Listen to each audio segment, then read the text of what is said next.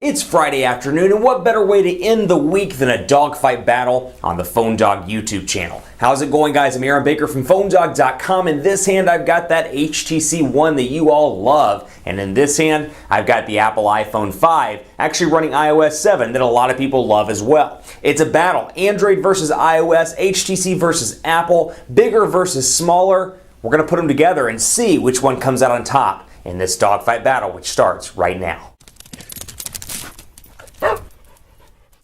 Yes, the Android and iOS battle is still raging on, and to that end, I've got two hot devices in each one of those categories right here on the table in front of me. It's a Friday dogfight. Why not go out in style and start the weekend off with a bang? Here's the HTC One. It's available at AT&T, Sprint, and T-Mobile, and coming very soon to Verizon Wireless. Now, this thing comes in silver and in black, and specs-wise, you're looking at a 1.7 gigahertz quad-core Snapdragon 600 CPU, a 4.7-inch 1080p HD display, and then you've got a couple of different things as well on this device. You've got a 4 ultra pixel camera with HTC Zoe capabilities and blink feed capabilities as well as part of Android 4.1 with HTC Sense version 5. Then you have the Apple iPhone 5 over here, and specs wise a little bit harder to peg, and actually this is our unit, so it's running iOS 7, a beta version, so ignore the software if you will as much as you can. There are bugs. That's not what we're here to cover. We're here to cover the actual device itself and compare it to Android. You're looking at an Apple A6 CPU over here that's clocked at 1.2 gigahertz. That's a dual-core CPU. It's got a 4-inch Retina display over here as well, an 8-megapixel camera on the back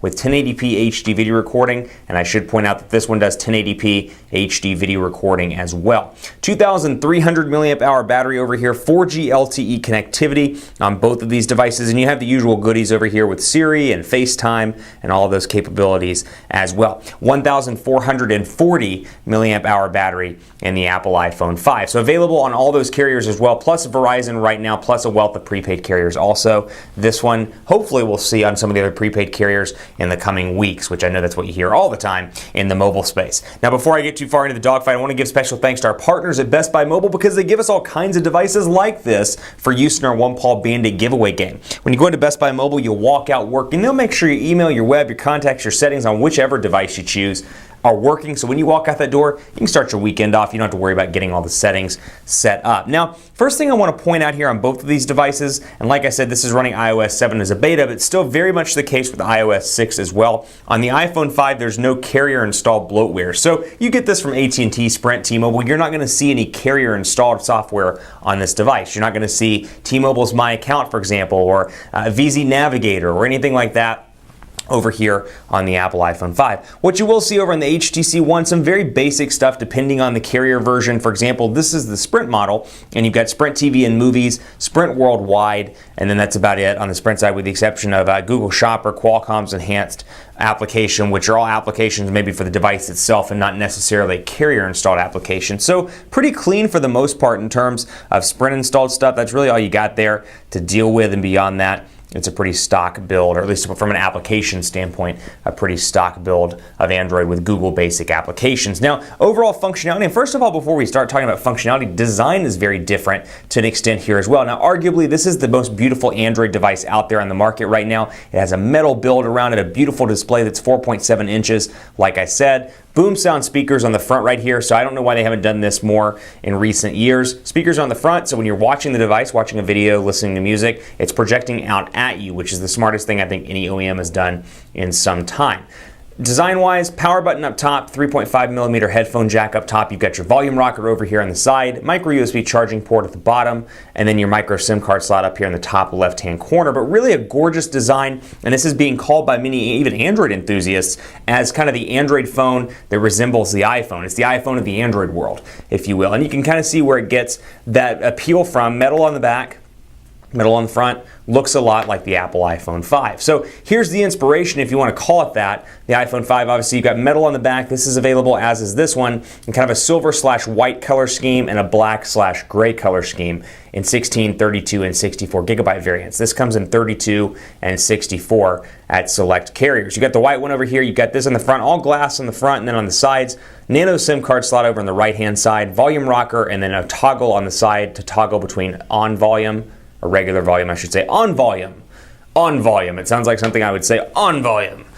like some voice command or something, but a toggle between normal volume and vibration. And then you got your volume rocker switches up here as well. 3.5mm headphone jack, lightning port, and then of course your speakers here at the bottom as well. It really fits well in the hand, and for a lot of people that like a smaller device, this is going to be the unit to get, because from a travel perspective, travel standpoint, I can move across the display with ease. Over here, 4.7, definitely pushing the balance, but even for me, I can still make it across the display. Where it gets to me, my preferred size actually in my personal life is 5 inches, but then, you know, anything bigger, decent. Anything within that kind of range like this, definitely usable all across the board. So let's jump into the applications as well and kind of take a look at the software differences between these devices. So you've obviously got your text messaging here, those capabilities, and I'll show you what the keyboards look like. And it's obviously, at least for me, pretty easy to type on a 4.7-inch display. And combined with that HTC Sense version 5, you can see the customizations to Android. It does heavily customize it, but I like HTC's keyboard quite a bit. So you've got the portrait version. Here we go, we'll throw it into landscape version as well, so you can take a look at that. And then Apple's iOS 7 version over here in portrait, and in landscape you can see what the keyboard's going to look like when it launches a little bit later in the fall. So we'll start out with the quick brown fox is ready for the weekend, thank heavens. Quick brown fox is ready or rest according to that for the weekend, thank heavens. Portrait to landscape, fast and easy. Over here we'll do the same thing. The quick brown fox, happy that it is Friday, gotta get down on Friday, which I totally butchered that one. Gotta get it on Friday. Portrait to landscape mode, pretty fluid on this device as well. And I should have mentioned this a second ago, you've got a back at a home capacitive button down here at the bottom, whereas on the iPhone 5, you've got one physical home button at the bottom, and that's it. But overall input ability is pretty easy on both of these devices. You do get a little bit more option when it comes to the Android device, because you can download third-party keyboard alternatives from the Google Play Store. So the Google keyboard, for example, Swift key, swipe, I can keep going on, and you can download those from the Google Play Store. Now, stock Android not on this device. Sense 5 is what comes out of the box on this version, the carrier version. And you can see, like I said, heavily customized version of Android right here. And then iOS 7, obviously designed by Apple, and the hardware is designed by Apple as well. So it's got a through and through look that is very much Apple, even in the most latest version of iOS. Over here,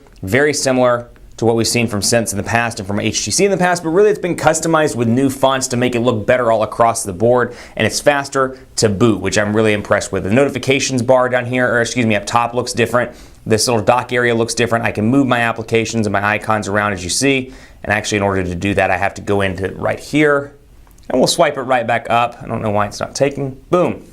There we go, and now I've got a space where I can bring down Google Plus, for example, and bring it right down here into the notifications bar, though I forgot I actually have to do it from up here as well. So you have to actually do this from the menu. Keep that in mind. I always forget about that over on this device. Let's take a look at the browsers as well. You got PhoneDog.com on both of these devices. We'll load up PhoneDog over on this one and take a look. Pinch to zoom, incredibly responsive on the iPhone 5. Though I will say this page actually doesn't do pinch to zoom, but new features in iOS 7 include new page animations right here, as you can see. And then we'll go back to PhoneDog and do it in portrait and landscape. Fast and easy. That is one characteristic of iOS 7. Very fluid across the board, and you see that even in iOS 7, even in this beta version, I should say, of iOS 7. Now, PhoneDog's loading up over here, but Sprint's 4G LTE is pretty slow, at least in the part of Dallas where my office is. But while that's loading, I can show you the tab format here, and you can see two tabs open. I can easily swipe between those. I can open a new tab, and it keeps track of how many tabs I have open with that little number up there in the top right-hand corner. Overall,